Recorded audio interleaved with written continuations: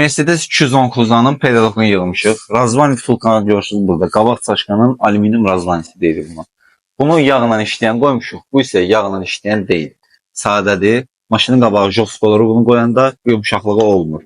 Yəni hiss olunur sürəndə də ki, bu yumuşaq deyil. Qabaq razvanı yağla işləyən qoyduq. Tiyaqaları dəyişdik hər iki tərəf sağ-sol. Həm rulavaya bağlanır, həm sapaya bağlanır. Belə deyil. Nakонечник, rulavaya tiyaq. Arxa tərəfdə sıxaceni tiyaqaları dəyişdik.